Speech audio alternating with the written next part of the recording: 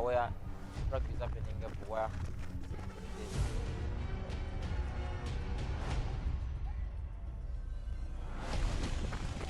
Abel Musoke, who completes his tackle. Magomu, yet again, finds Angulo! And the offload is complete! The intercept goes to Paul Masandi! He will run! That should be it! That should be it! Oh! That should be it! Oh my God, Nabiliango College! Very, very...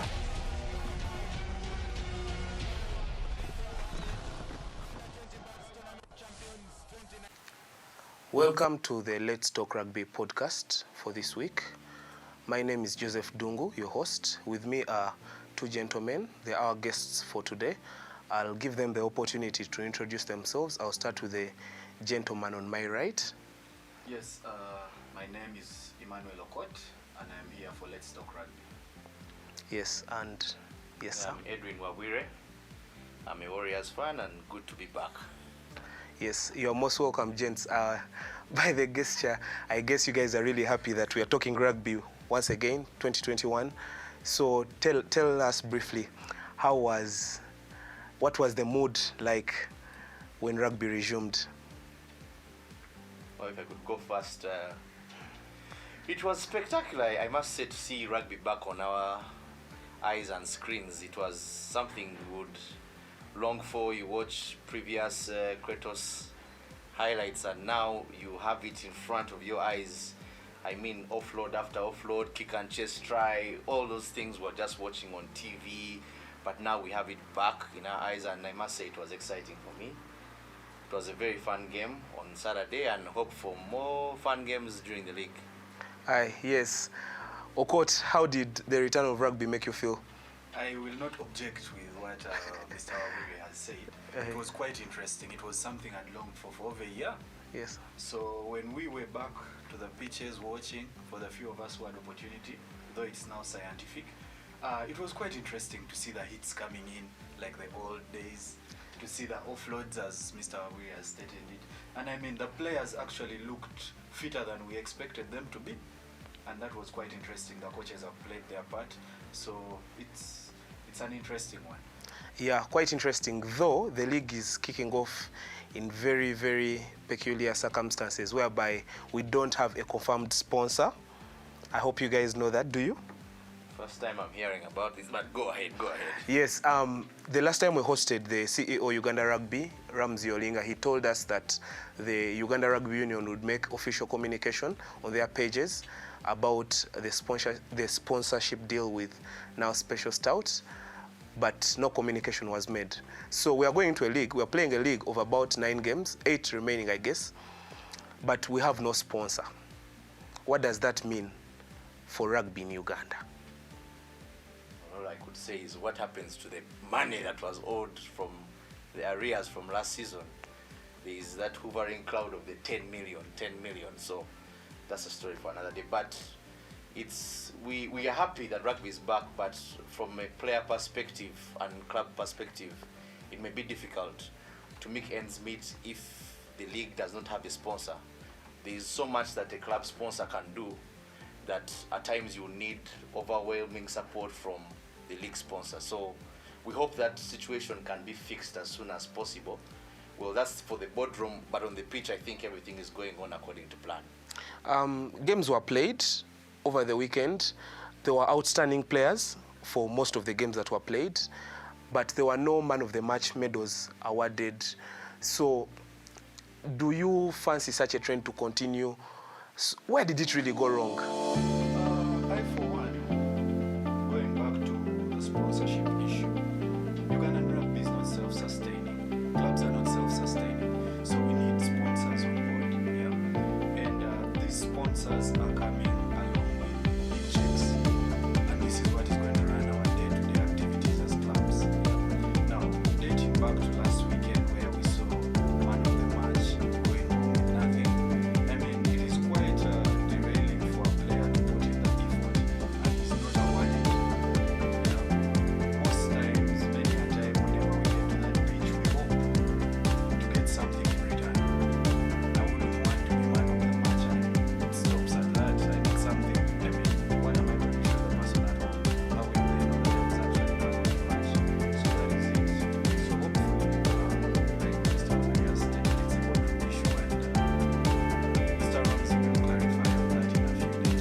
started with the Man of the Match award, going to no one, no medals being awarded.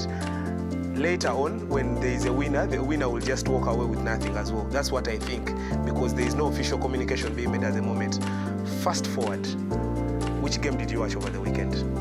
Well, I was at Chateau and I managed to catch up on Hidden Staying with Pirates.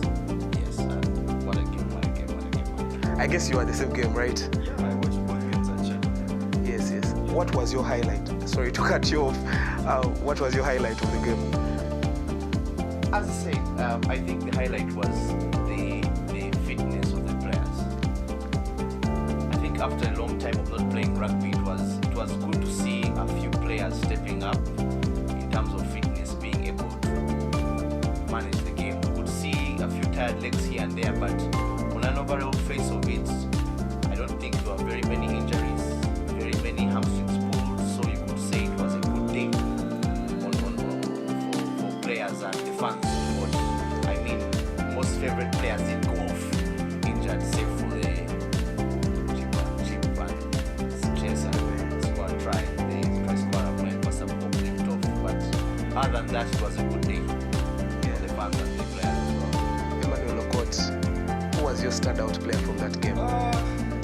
From the second game that was here against Pirates, my standout player with his age, came out fit, and you could still see his level of enthusiasm on that pitch. He put in his all. And it was quite interesting to see the communication, to see how he was playing with his fellow center. I think we had it was an interesting one. He gave it his all. We saw him give out that try. He had the opportunity to score, but Selfless. Yeah. he's a selfless man. And we appreciate that. Yes. And going forward, I understand the Heathen Pirates game was very tight in dynamics and all that. So what did it come down to? Because at a point, Pirates wanted to come and overturn the score, though it was a bit late, I guess. But what did that game really come down to? Because you realize a 24-19 full-time score to the Heathens is quite close, yeah? So what did it come down to? I think it came down to basics. Pirates in one way or the other had lost touch of the basics in the first half, and they managed to assume the basics back towards the final stage of the game. That's why you could see that late surge. I mean, there were instances in the first half where there was too much lack of support, especially when the player would break the line. Whenever they would break a line, I remember there was a time when I think Ivan Magom broke the line and he was isolated, and then that's when Michael made that turnover, and then that darting run, and then the superb offload. So you could see such moments like that cost Pirates in the first half. But towards the end, they managed to keep their basics straight. They managed to tackle hard, save for the intercept try. They put the foot down wrong in the second half. A few missed kicks that would have pushed the game to a better finish for us, the fans. But I think Pirates needed to work more on their basics towards the end, and I think that late surge towards the end would be their motivation going into this next weekend's game, to make sure that they continue that momentum, because one leg you can't afford to lose another game. Ideally, a team can only afford to lose a game. So if you want to compete for the title, you might as well say that that's the last game we're losing and no more losses. So on the Pirate side, who was your standout player? From Pirates, I liked how they rallied from behind. I noticed their captain, Ivan Magom, did well in trying to command the troops and bring them back. He scored a try. We noticed Sunday Jaguar, who with that brilliant prop try. If Pirates ever has a fly-up crisis, I think he should play 10 years that can chip and do something there. Yeah. I liked success from Musa Umuwonge. He came on later on in the game and he tried to push. And basically, my standout player from that game for Pirates, I would say, tough one. I'll play it safe. I'll just go for their captain, Ivan Magom. I mean, a team to come from that far and bring it back up must have been because of his leadership. But I'll give special mentions to some of their forward players. I think Isaac Kutimba came on and he pushed hard. Zaira was Wanyama save for the intercept pass. I think he distributed the ball quite well. The center pairing also did well. We want to see more of that 10-12 combination as well. And then also the forwards did their part towards the end when they were putting pressure on Hiddens. They managed to secure a lot of ball and push Hiddens to the line. So special mentions to all the players of Pirates. I will not be specific, but since they're playing safe, I think I was captain, team came from behind. Yeah, so Beautiful. So, and both these sides had new players in their outfit. So, for the Heathens, they had Okeni starting at the wing. Then the Pirates had a couple of new players and a few player combinations playing together for the same time. I guess Magomu, Ivan, and Stephen Alul have not played together in a while. I doubt they have. And what do you have to say about that? I'm not certain, but I think this was the first time we played together, and it was evident the connection wasn't adding up. That is why we see when they brought on Wanyama, the game changed to try escaping, and you could actually see now Wanyama and Magumu have that bond they share whenever they're on the pitch, and I think even off the pitch, it was just brilliant. I mean, I love Heathens and the Heathens fan, but seeing Wanyama paired with Magumu is something I would die for any day. Because it has always been the traditional Pirates It pairing. is the traditional pairing, so really, I appreciate what they did, what the coaches did by bringing in Wanyama. Yeah. So elsewhere games were played. Betway Cops put on a huge score against the Shell Rimula Rhinos, who hosted them at Kings Park, 51-0. The Betway Cops. That was massive. Though that game was a bit tricky, I personally watched it, and 20 minutes into the game was still 0-5 to the Betway Cops. Yeah, and they were playing Rhinos. No discredit to the Rhinos, and not to take away anything from them, but they were really holding down the Cops. Yeah, that was very beautiful. I guess at Chadondo there was an early kickoff, 2 p.m. and Buffaloes played against Rams. And what do you have to say about that game? You watched it? no, I didn't watch it, but from the looks of it looks like Buffalo have started out fast as well. They managed to get their players ready. One of the key things of Buffalo's rugby is that they are a little bit fit as opposed to other teams. If there's a fitness chart in rugby, you can have Buffaloes up there in fitness, and their coaching staff is quite brilliant. They have players. I mean, you have a player who is even a coach in his right in Kevin McMott.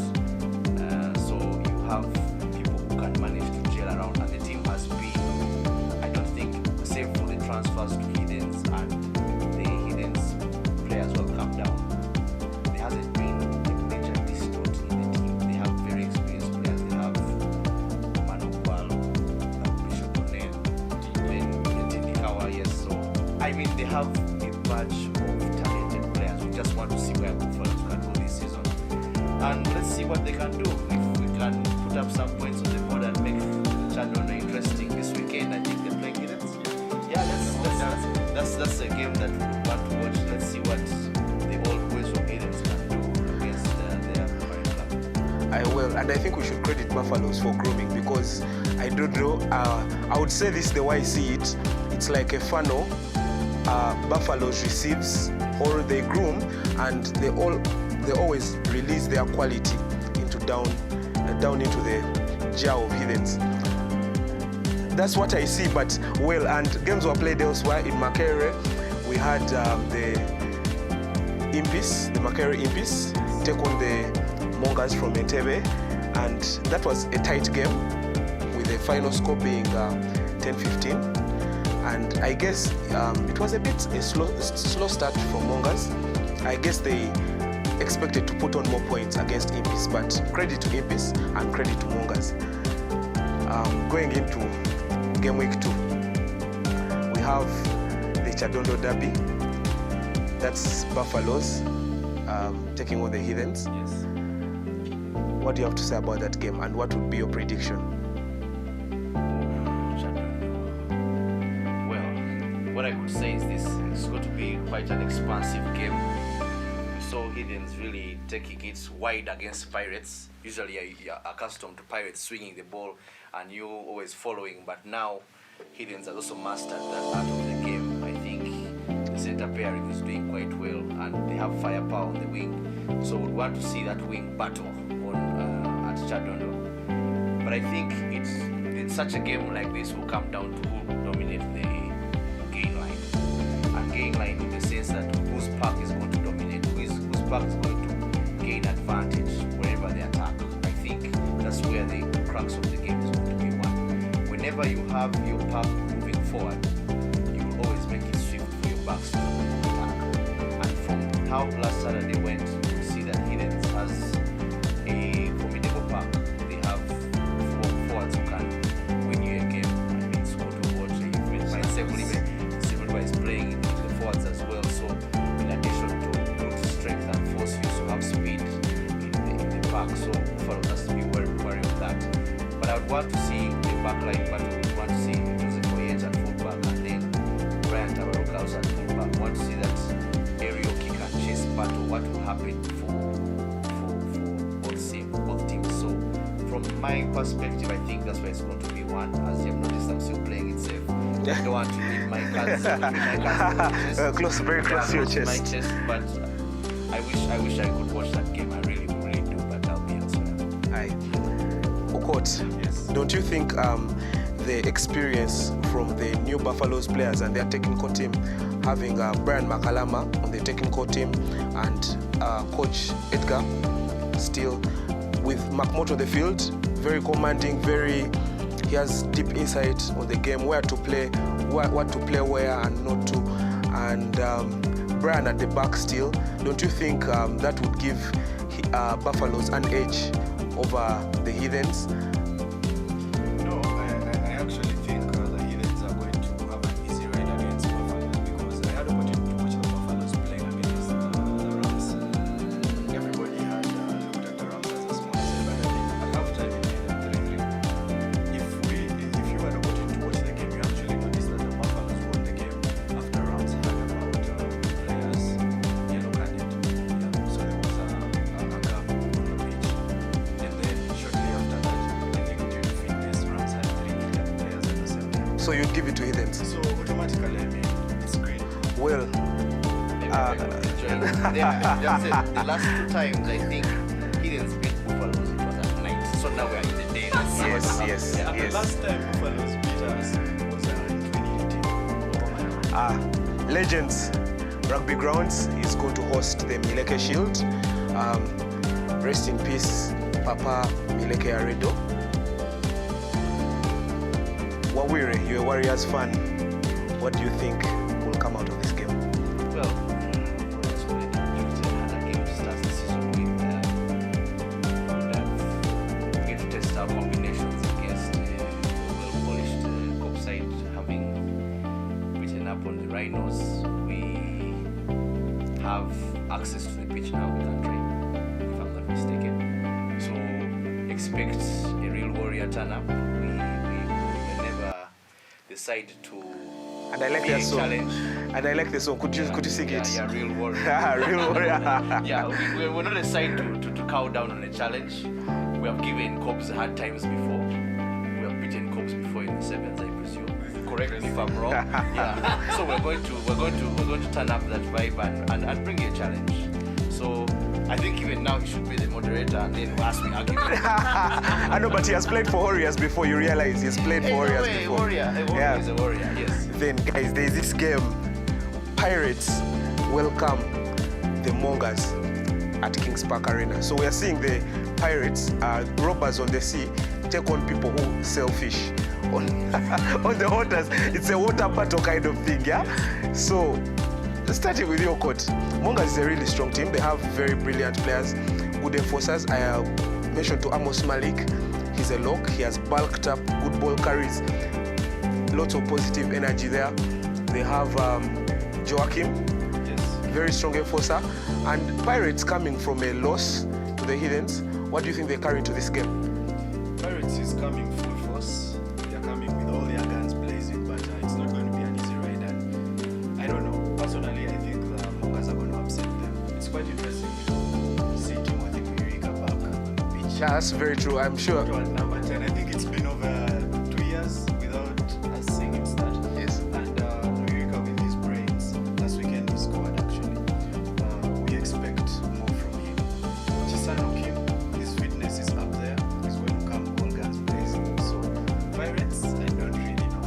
Wawire, back to you, sir. Pirates, Mongas. If Pirates plays an expansive game and swings it wide, makes the bulky Mongas forwards tire, they'll win the game.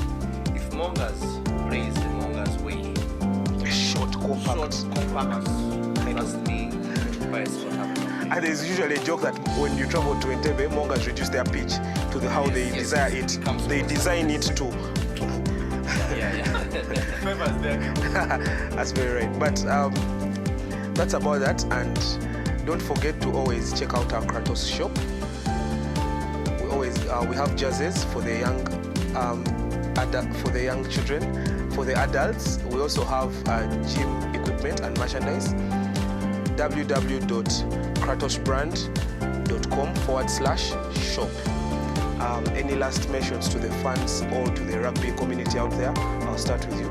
Come watch Warriors Cops. It's going to be a very good game. We're paying tribute to a very lovely man who supported rugby in this country. He was an uncle of mine. He's all rest in peace, but we'll honor his legacy at Legends this weekend. Thank you very much, Wawire. Okot, your final remarks to the viewers. It's quite interesting. Mr. Rodriguez, the game over the weekend. But anyway, the big game will be at Chadondo. Heathens will be playing the Buffaloes. And come watch the Heathens win another game this weekend. Thank you for tuning in. Please don't forget to subscribe to our YouTube channel. Keep watching. This has been the Let's Talk Rugby podcast with Wawire and Emmanuel Okot. Thank you very much.